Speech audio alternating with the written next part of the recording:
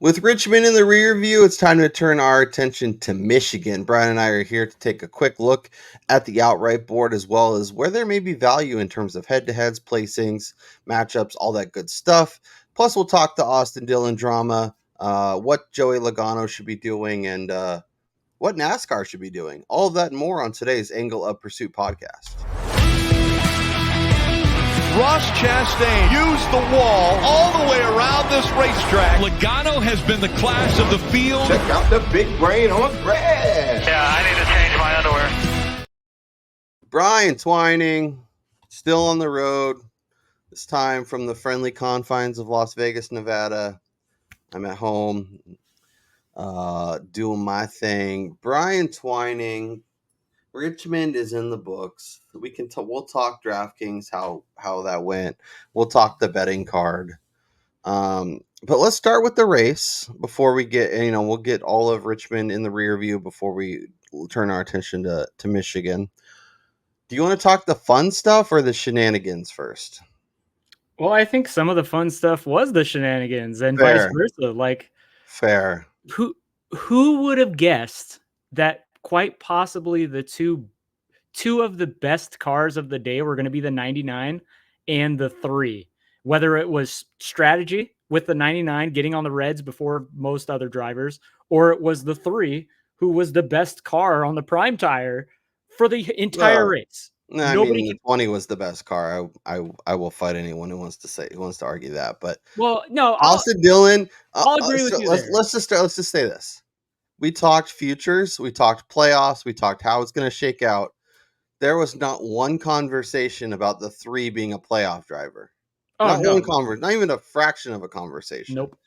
So I know you may or may not think he did it the right way, or he did some shenanigans, or was just,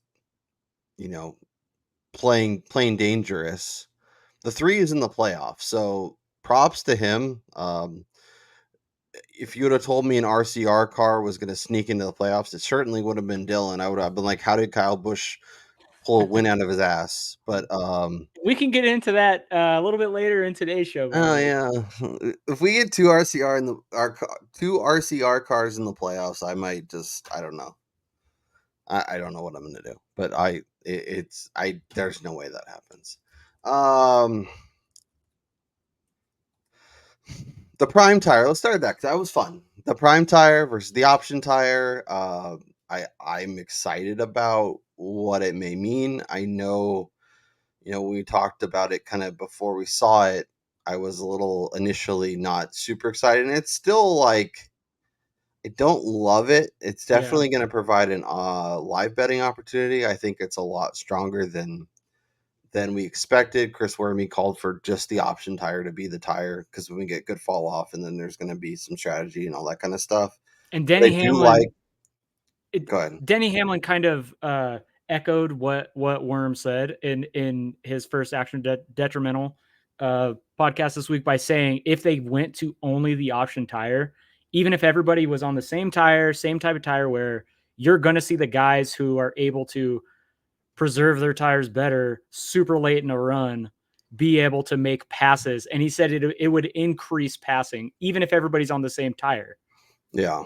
Also, guys like Denny, Truex, Brad K would love that because that's going to give them an advantage, right? They're going to feel much more comfortable understanding when to push, when to not push. Guys like Ty Gibbs would have a lot more struggles on the option tire exclusively.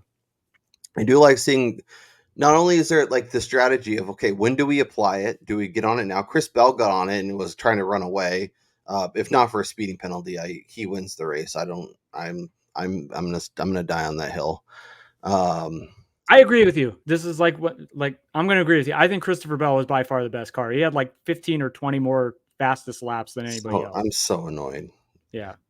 I bet he was the best value. I bet added him on Saturday night, Sunday morning. I don't even remember. It was late. And I was like, this is going to be awesome. Sets up well for him. Had him all over DraftKings. And of course, he gets a speeding penalty and But we'll look at the betting card because had him in a matchup against Larson where I had Larson, and of course you can't beat Larson, but he beats Larson, but he loses the race. I don't know. Anyways, so the Austin Dillon thing. So part of me is a little torn because yes, what he did was shenanigans at best, especially the Denny part. The Logano part, I'm a little more open to it. He's trying to move him to get around him, but and obviously smarter people than us who have watched NASCAR a lot longer than us are going to have much stronger takes. That being said, if the squirrels don't wreck in the back when he's got the lead, he probably just cruises to a win, and we're not talking about this at all. So with me, like at the end of the day, it kind of ended up where it probably should have. Granted, I don't want to see right-reared Denny up into the wall. That's how bad stuff happens. That's how we get injured drivers and all that good stuff. But I guess what was your reaction and to the whole scenario and kind of where's your head at as we've kind of given ourselves a couple of days to get away from the end of the race? Well, I think for me, the first thing that I want to start with is I don't know if people follow our buddy Ryan at wintherace.info over on Twitter, but he was talking about it and he sent it in our Discord. The fact that everybody who's been watching NASCAR, at least the last 4 or 5 years, was expecting a caution to come out prior to them taking the white flag, I think is the larger problem than what even Austin Dillon did in this instance. Because we should not be having guys that are racing for 23rd or 24th or to stay on the lead lap with 2 laps to go, wrecking, ruining the result of the race and bunching everybody back up. And we've seen that far too many times this season. And yes, it's benefited me a couple of times and it's bitten me in the ass a couple of times in the betting world. But that's like the last thing I'm worrying about when we're watching a race, because Austin Dillon, for all intents and purposes, he was the rightful winner at Richmond. And Denny even admitted to this in his show. He's like, he should have won the race. Like, that's just kind of what it went to. And then you have that part. He screws up the restart because he hasn't been in this situation. He's not used to starting up there. He hasn't been in this situation in over 2 years. And he's going up against the best restarter on like overtime stuff in Joey Logano. So that was just kind of my thing.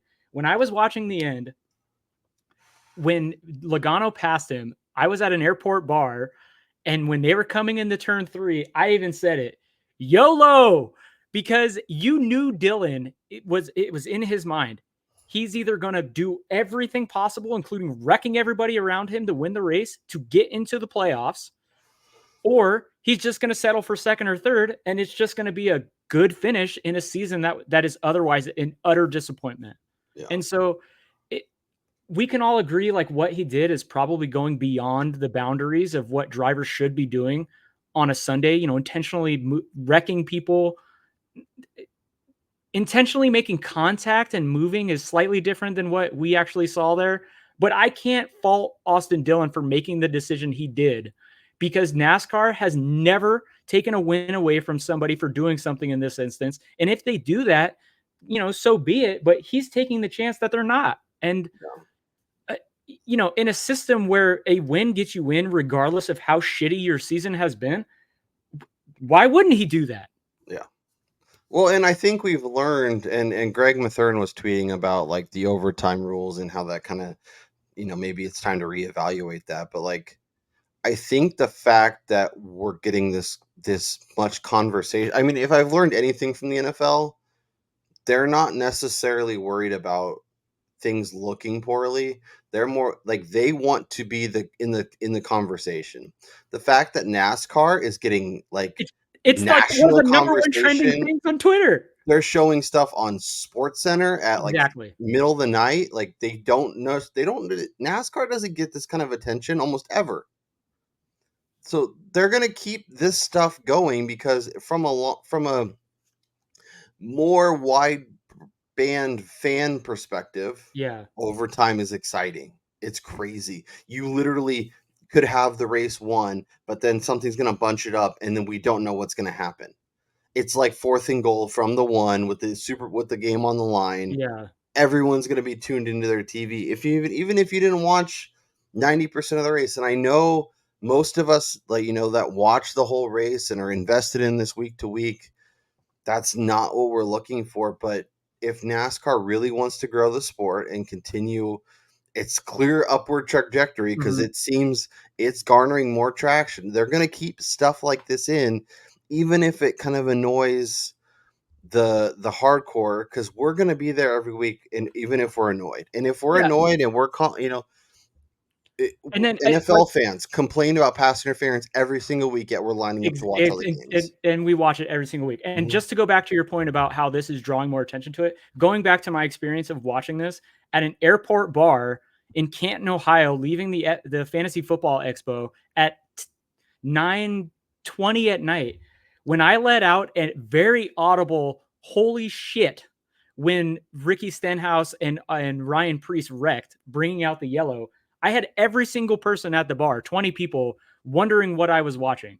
It led to the bartender turning all the TVs to the NASCAR race and everybody watching the end of the race and everybody letting out audible like gasps and oh my God when he punted Joey Logano and then Denny wrecked and he won the race. Look at Brian single-handedly growing the sport. 19 new NASCAR fans single-handedly to Brian. But I mean, that just goes to show you that people may argue with me on this if they want, but having kind of worked in the industry a little bit now with like the football side of it, sports are entertainment.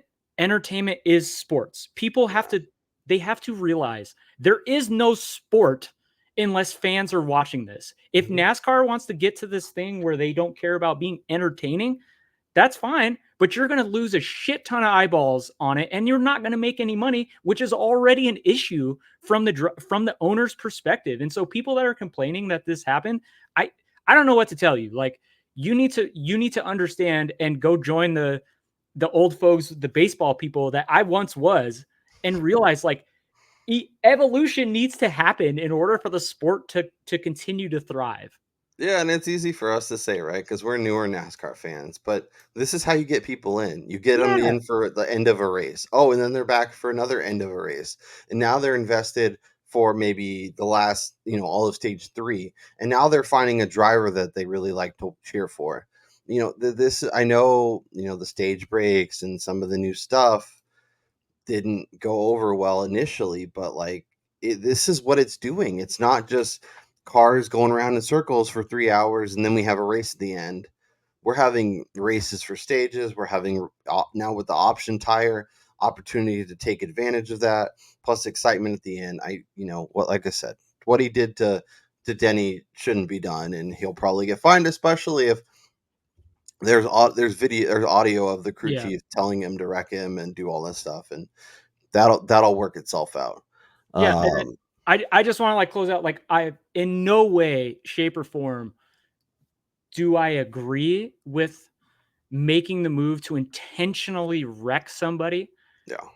At any point in the race, but it's a little easier for me to take a step back and realize the situation that he was in from a professional standpoint.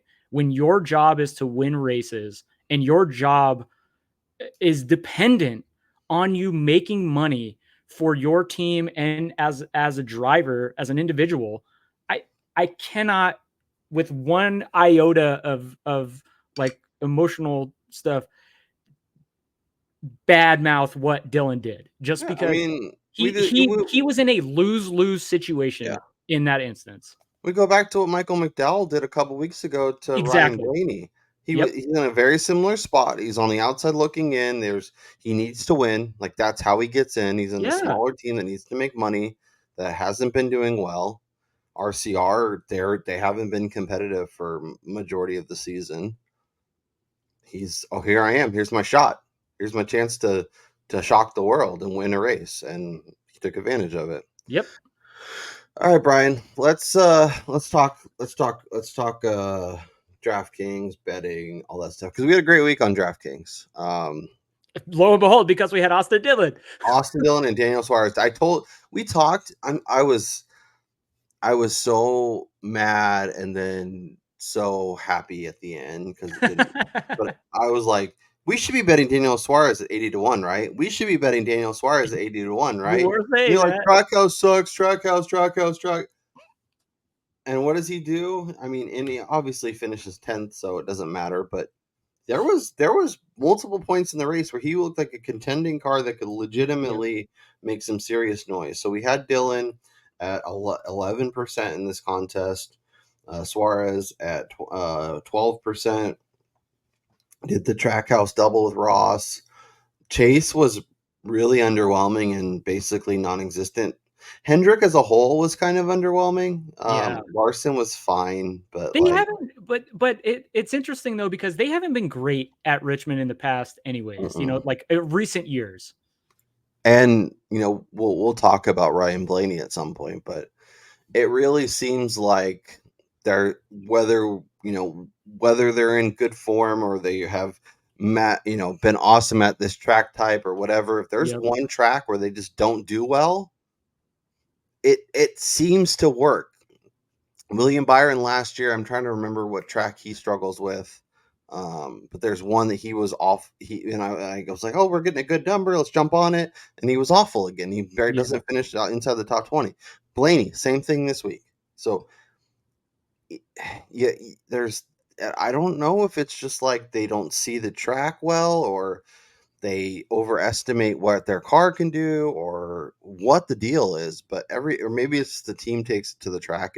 But it's weird to see Logano do so well here and Blaney just to not be able to kind of make it work. But yeah, so I did a ton of single entries with this lineup, and I'm really happy we did. 340 points was a nice way to go. So 52nd out of 2,144. This is 63 out of 2,972. Same lineup, so that was fun. And then this one was 104 out of 4,756. So pretty strong week across the board. And obviously with Elliott's 9,200, that could have gone somewhere else and had a nice day. So I was pretty happy with that result. That being said, we can look at some of the other stuff. Chris Bell was awesome despite his finish.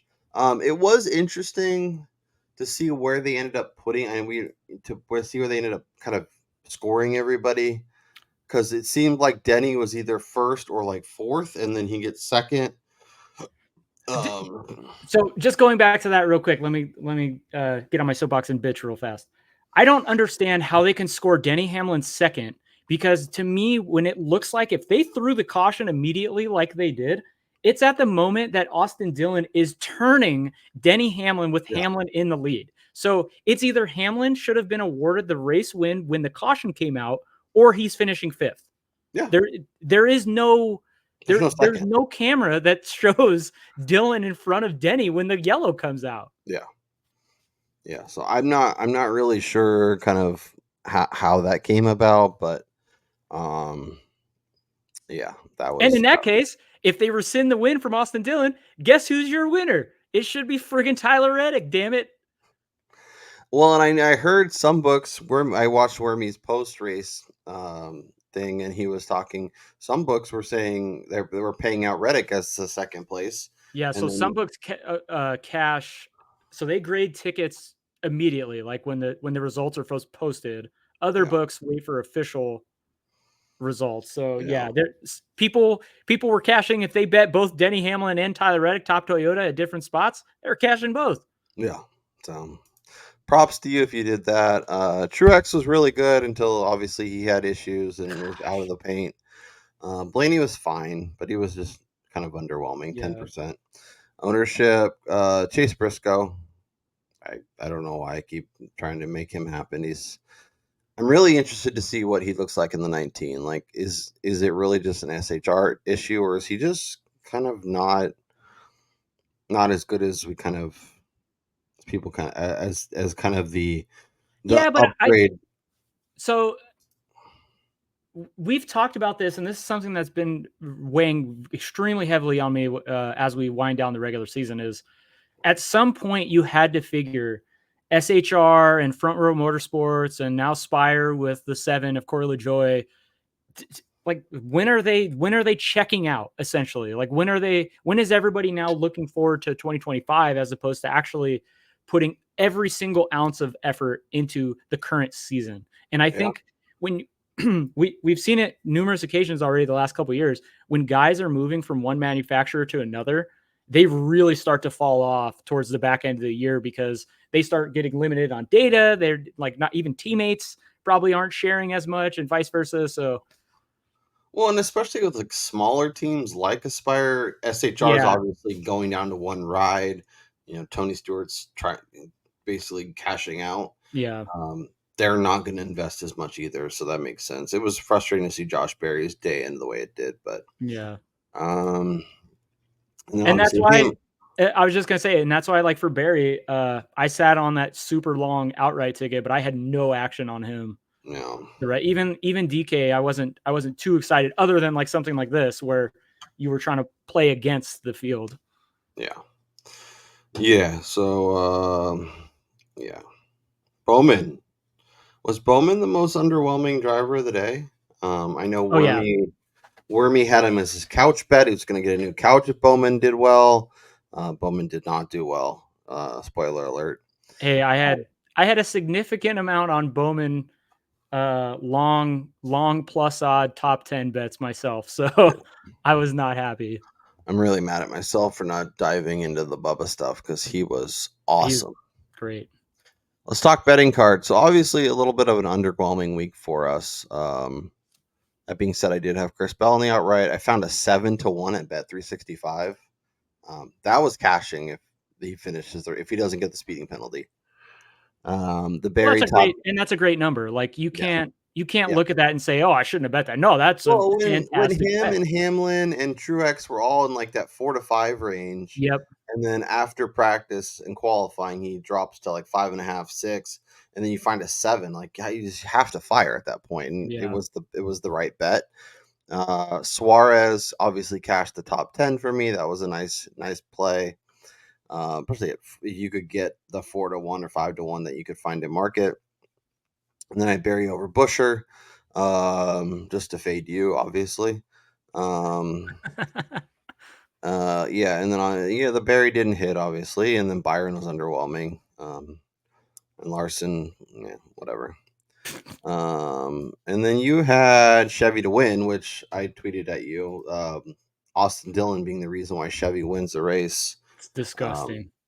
That's crazy. That if I would have given you like 20 guesses, you wouldn't have guessed Austin Dillon. You might have guessed. And that's and that bet is a prime example of you lost a fantastic bet with a fantastic number, and I won a bet with a very bad number because this was like plus 380 post practice and qualifying, and just sometimes that's the luck of the draw there. Yep, and Byron did beat Gibbs, so props to you on that. But overall, solid on the season. You're up 26 units. You're crushing. I'm only up 6 units, but I'm working on my building my bankroll. So with that being said, is there anything you want to talk about that we didn't hit on about Richmond before we turn our focus and talk Michigan? Yeah, so I would caution people from looking too much into how Richmond played out when we go to any short track during the playoffs, because we don't know if NASCAR is going to make the same move and be like, oh, we're going to run the option tire.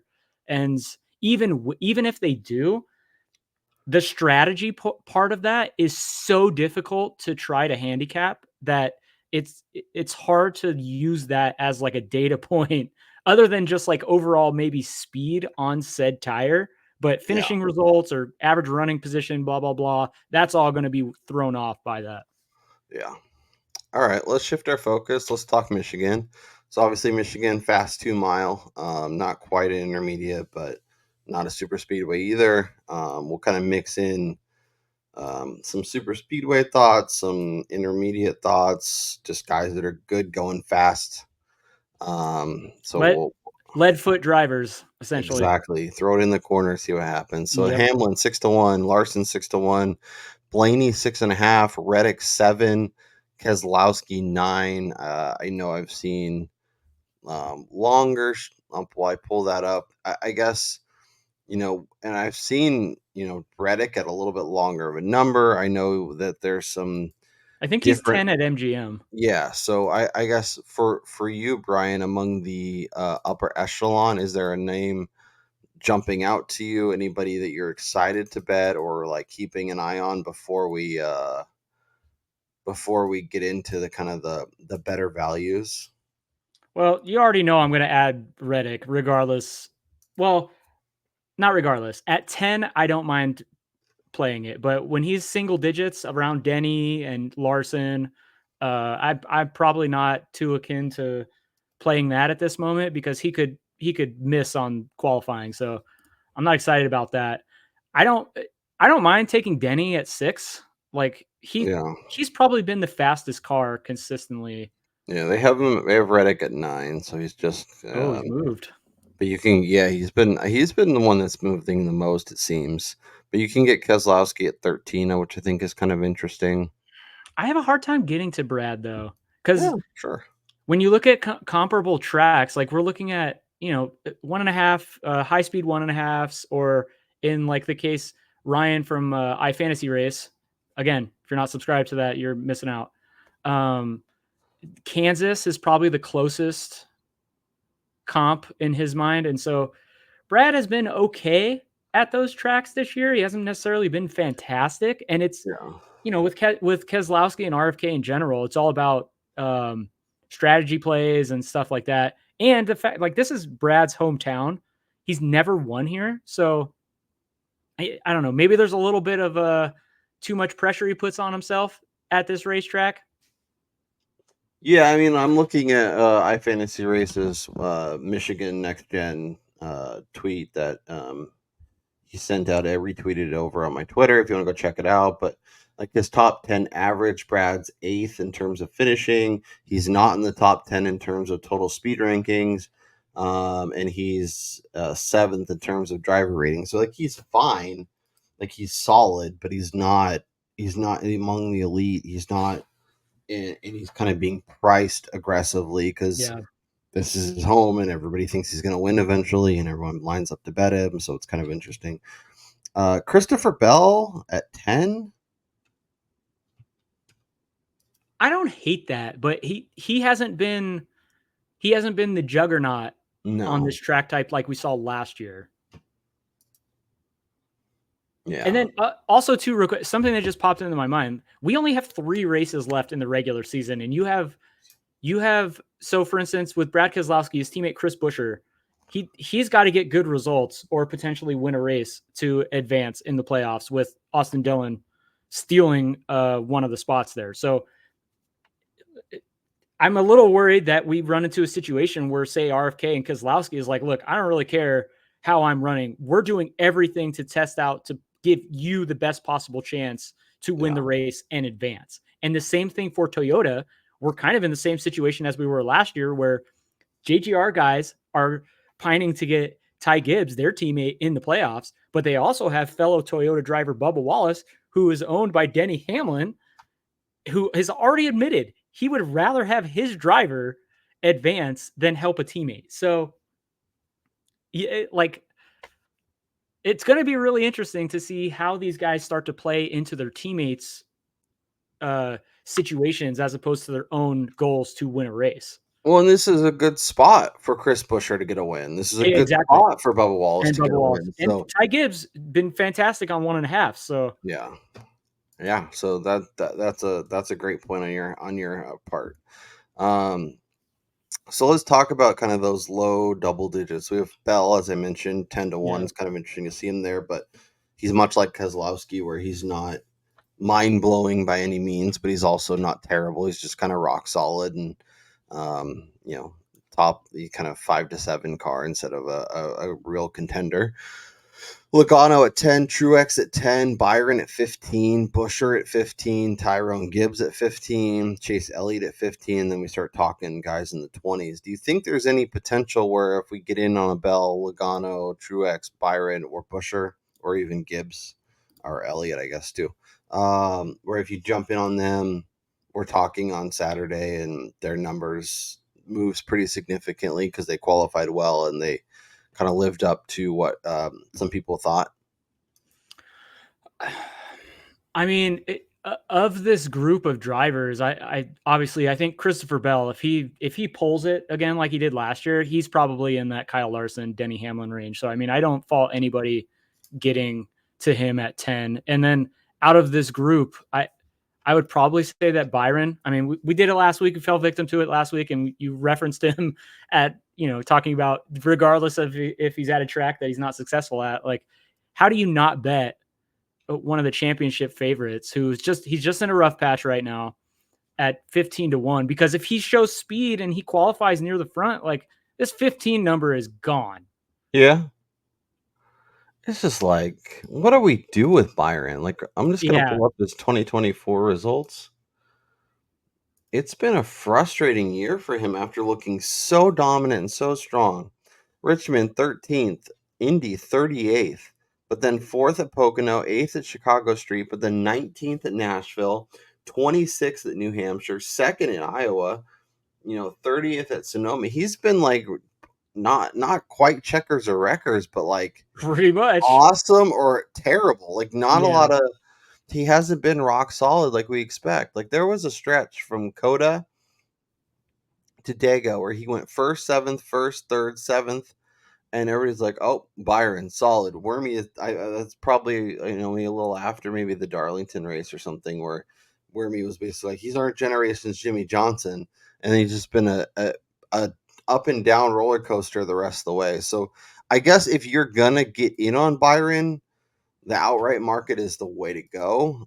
Is 15 the best number? There's 13. So 15 is probably the best number.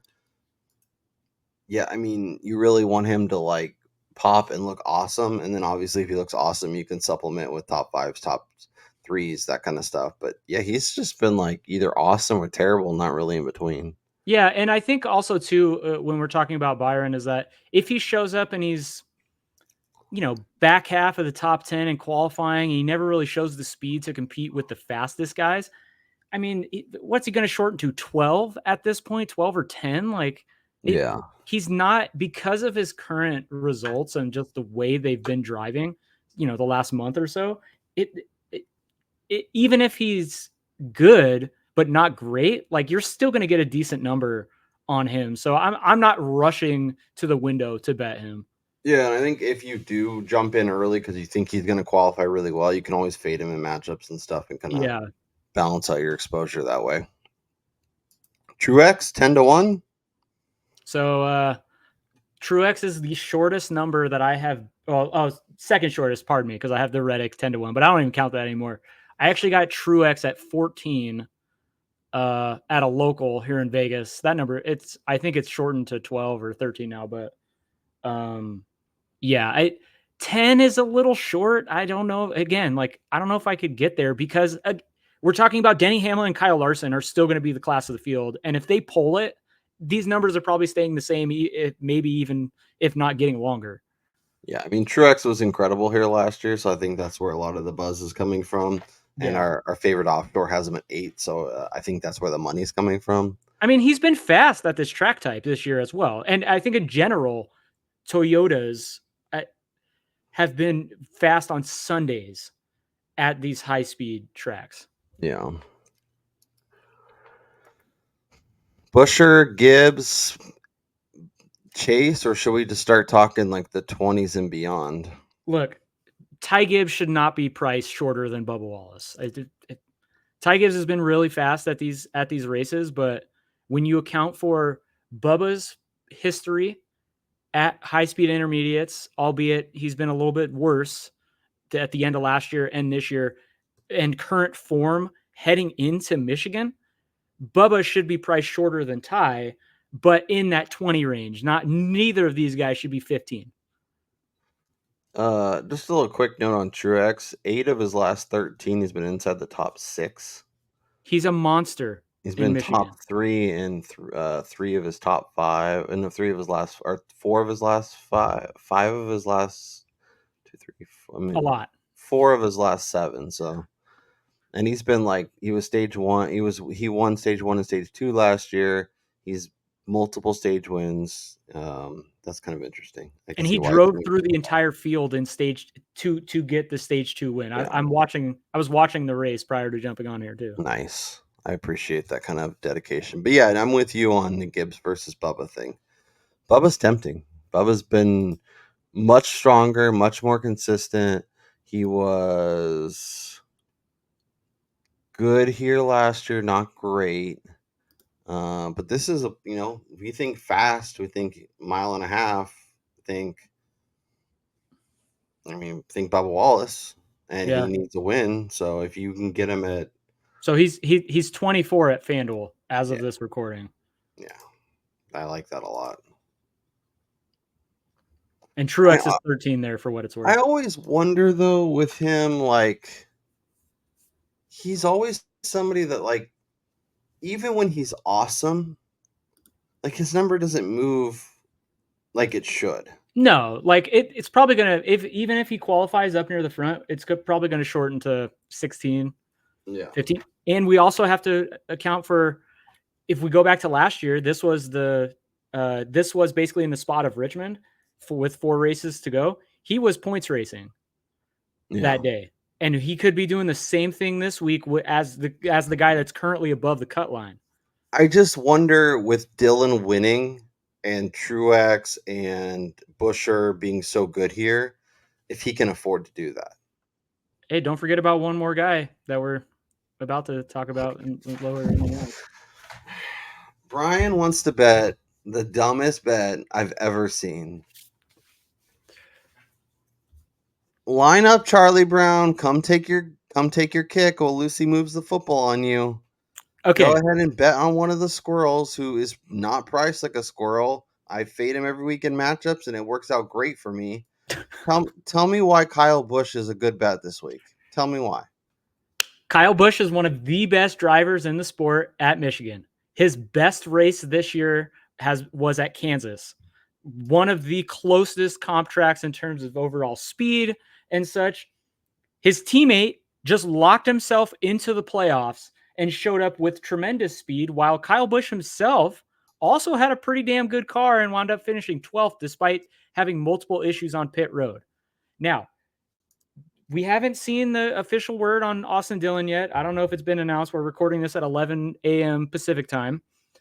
But if they do not rescind Austin Dillon's win and playoff eligibility, it's my belief that RCR is basically going to tell Austin, listen, you're on your own, dude, for the next 3 weeks. And they're going all in on Kyle Busch to get a win, to get himself into the playoffs these last 3 races.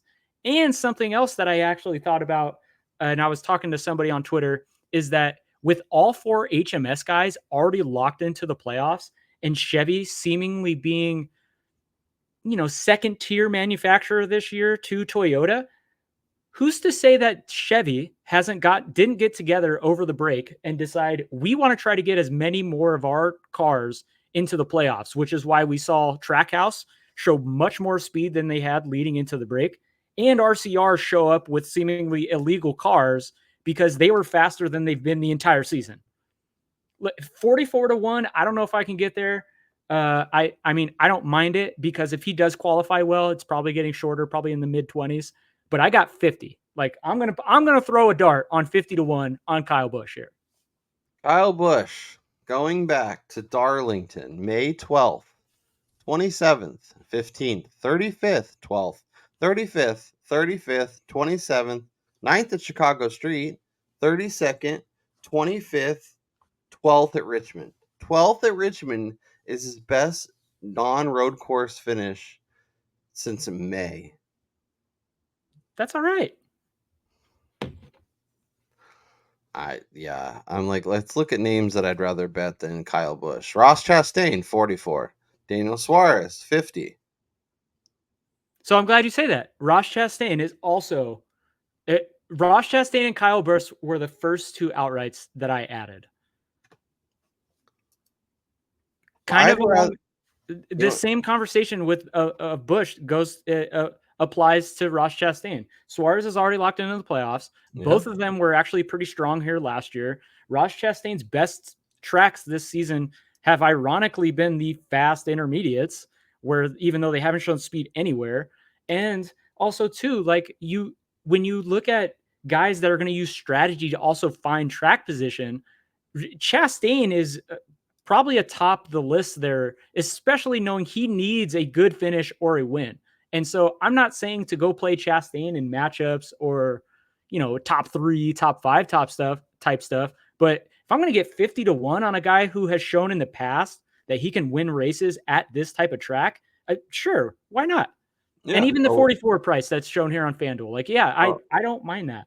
11th at Darlington, 8th at Charlotte, good corollary, 12th, 5th, 11th, 10th, 33, 22, 36, 15th, and then 5th last week.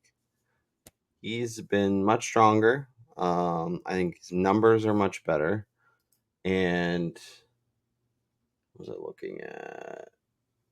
5th in next gen total speed rankings at Michigan. And there's one other one. 6th at driver rating. So he's much more interesting. I'd rather bet Eric Jones than bet Kyle Busch. Let's put it that way. Eric Jones? Oh Eric my Jones. gosh. I'm getting more than double. He just locked up his seat at Legacy, so they're not doing anything there.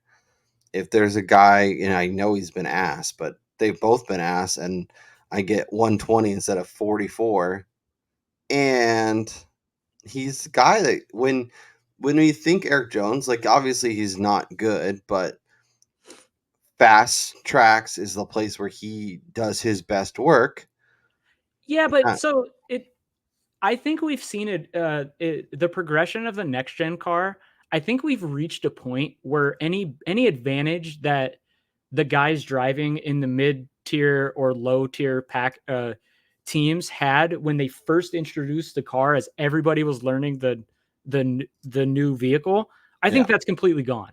And when you look at Eric Jones's past successes at the high speed tracks or these intermediates, it was with the Gen 6 car and like the first season in the Gen 7. And since then, like even after the first half of the first year of this new vehicle, he's kind of started to tail off in that aspect. Yeah, but I will say he's 5th in average running position per iFantasy race. He's 9th in terms of driver rating.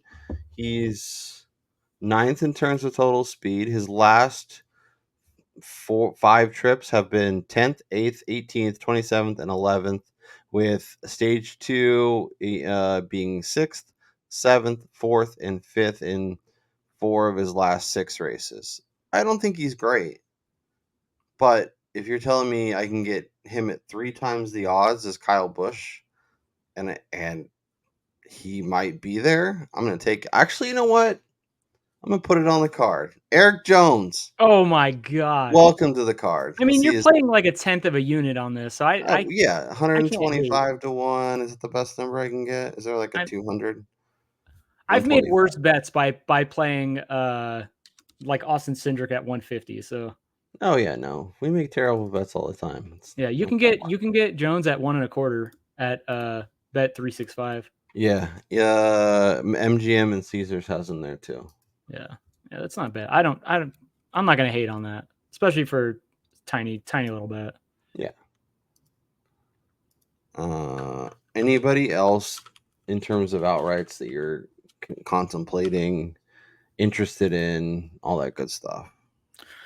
So if this was like 2 months earlier, I would say that Michael McDowell at 200 to 1 or wherever I would be absolutely crushing that in terms of like a long shot dart throw. But going back to what I was saying with guys transitioning, leaving teams and all that, they've already quit Michael McDowell from an FRM standpoint. And it's Todd Gilliland's team. They were actually referencing it last week in Richmond. So although I'm still quite optimistic for him, because I do think that there's a possibility he's basically telling everybody F off and he's going to do anything possible to win the race. They might show up with speed and qualify well, so this number should get a little bit shorter. There's not really anybody this far down, even Austin Dillon, who I would even consider at this point. Yeah. I'm tempted to take Austin Dillon on like a top 10 or something, but I mean, I don't hate it because I just feel like when you have Logano and Hamlin mad at you, Oh, and if even if like I could see them, even if he's back like just moving through the field, not really being a factor. One of those guys just having like a rough day. Logano's day just went to shit, and just being like, you know what, screw it, I'm gonna take care of this and go wreck him. yeah, but I don't think they're going to do that to sacrifice even 1 point. Like, because like, especially in Denny's case, because he's fighting for, top 5 spot or top 4 spot heading into the playoffs. He can't afford to be doing that. Logano, I don't hold anything back for Joey. I was just going to say Logano, he's a different story in my opinion. All right, let's talk some other stuff. So top Ford, Blaney is your favorite. Keselowski, Logano, Busher, 450. I don't hate. Everything else is kind of gross. Any of the names jumping out to you?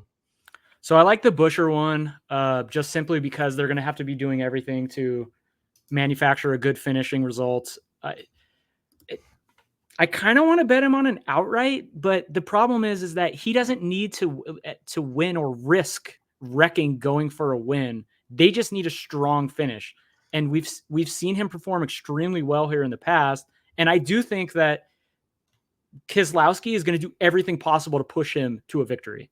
See, and that's why I like the top Ford a little bit more, because you're getting a good payout, but there's a little more wiggle room, especially if Denny has a rocket ship or Truex is just awesome, or maybe one of the Chevys figures it out. I'm not really sure, but I think there's a little more wiggle room, but still a nice payday.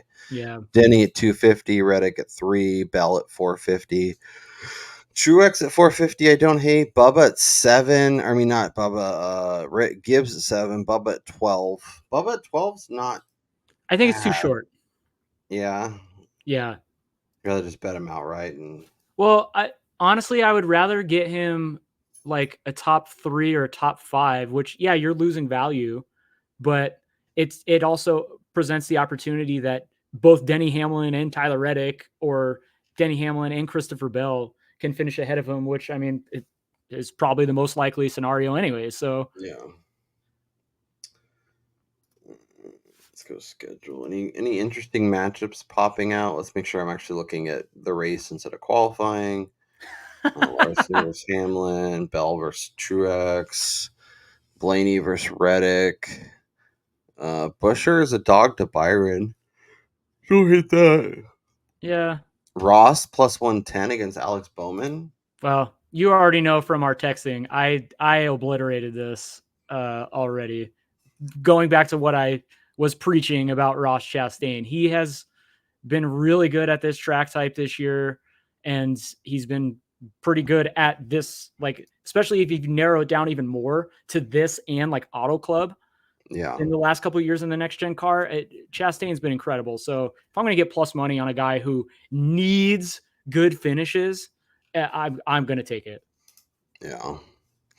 Do we have any head-to-heads or anything? No, it doesn't look like. It looks like we don't have much right now. Ooh, I want to see that top 5 market at FanDuel. Okay. Denny at minus 125. Larson minus 125. Blaney 115. Reddick 115. Truex. Bell. Busher 220. Bubba 310. Man, even that number is kind of short on Bubba. Yeah, he was like 5 or 6. I think Wormy got him at for last week's race. Like, it's hard to. Yeah, I'm not betting Bubba 3-1 in the top 5. No. I don't hate Ross Chastain at 6. Yeah. But even that, I think, is too short at this time of the week. I don't think there's top Chevy, but Chastain to be top Chevy is kind of interesting. Yeah. Oh, yeah. No, I even looked. I was on Superbook, and they haven't. Which it's weird that they have top Ford and top Toyota, but they don't have top Chevy. Yeah, I'm still in Vegas, by the way, so I have access to Superbook. Sorry, everybody. But yeah, even they've held back on dropping their manufacturer props. Is there something going on with Chevy specifically that would make them? I think they're they're probably awaiting official word on Austin Dillon, because I'm telling you that's going to play a major factor into how teams are approaching this weekend.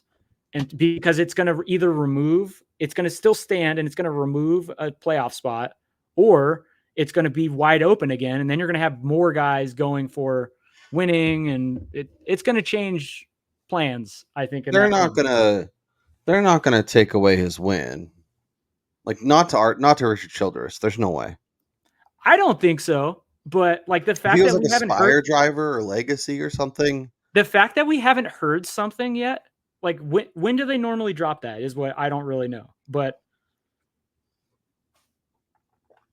Kyle Busch is 28 at DraftKings. Ugh. yeah, I'm not touching that. That is Ugh. way too short. What's Kyle Busch's top 5 price? 6-1? That's not bad.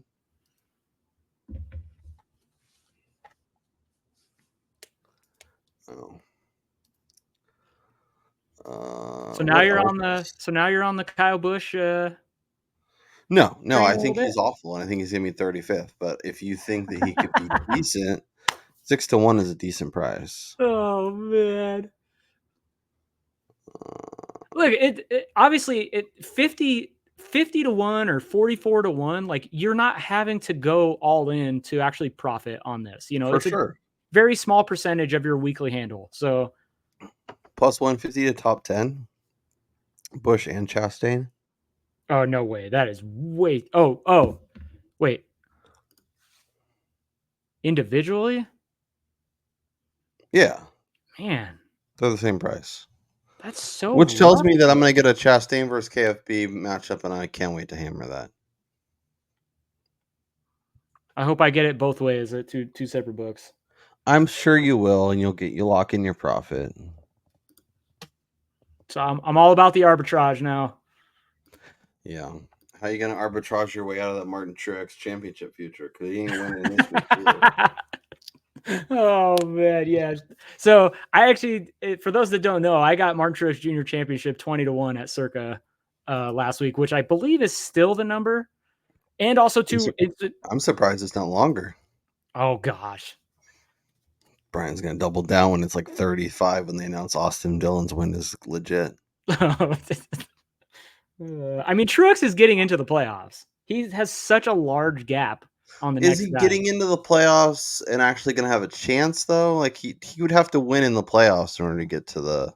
Yeah, but don't they reset the points based on like other factors? Like, I don't think they go into the playoffs in the order in which they have wins on points.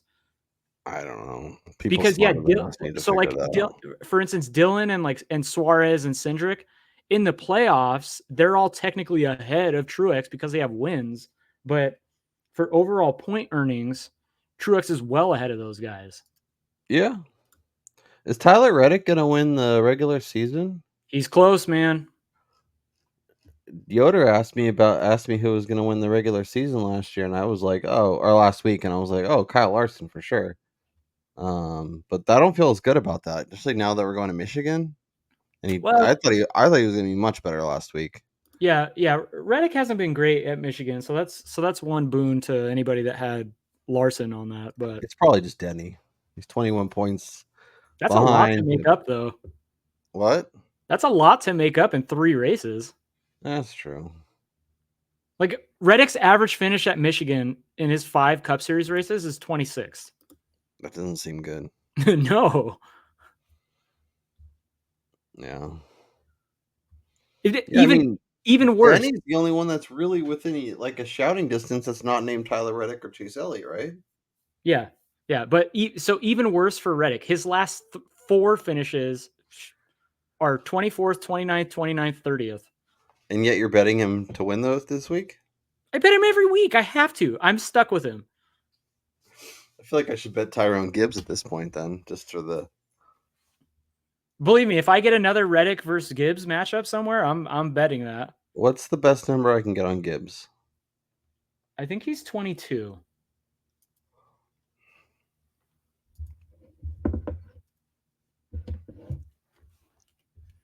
Yeah, I think it's 22 I saw somewhere. That could be FanDuel. 22. FanDuel 22. Oh God, my gosh. I did not expect my two outright ads at this point of the week to be Eric Jones and Tyrone Gibbs, but here we are. That's gross. Yeah, super gross. Oh, I gotta add these. Yeah, you should probably add your bets. Yeah. I don't love anything. I think I'm gonna try and be a little more patient this week and wait for practice and qualifying to kind of figure itself out. Well, and then I also think too, we got to be careful because apparently there's freaking rain in the forecast again. So Of course there is. It's a NASCAR Cup race. There's always rain in the forecast. yeah, it's disgusting that that's actually a thing again. So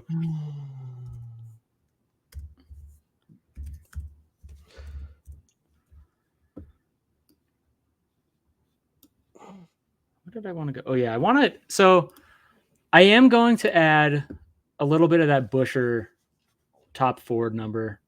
Yeah, I think that's a good number. Yeah, I like that. I'd rather bet that than bet his outright just because it again, like he's in the situation where he doesn't necessarily have to win.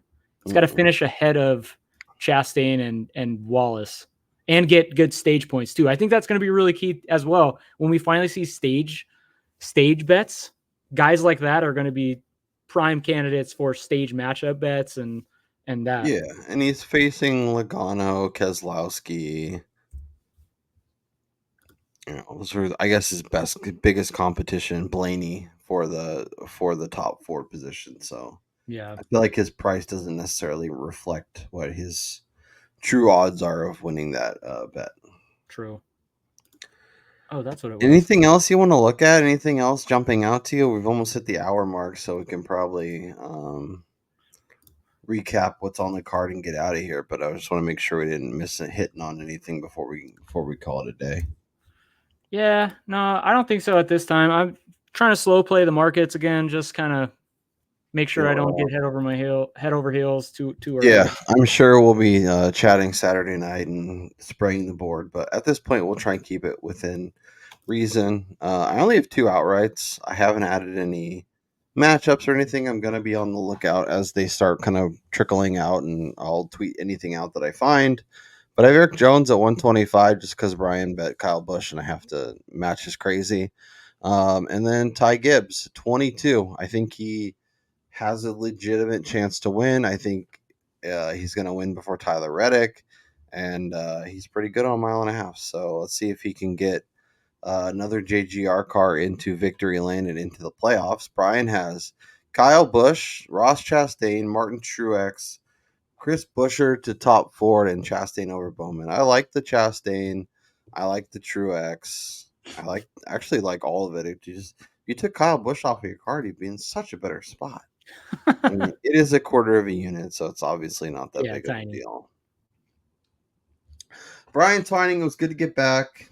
It was good to chat Richmond, and we will be back in your feed Sunday morning. Make sure you subscribe so you get it as soon as it's dropped. Also, subscribe to the newsletter, aoppodcast.substack.com, aoppodcast.substack.com, free newsletter, extra DraftKings thoughts, extra betting thoughts, links to all the episodes, full betting card, all that good stuff. So check that out, completely free in your email inbox every race day. For Brian Twining, I'm Kyle Robert. Enjoy the rest of your week, and we'll talk to you next time.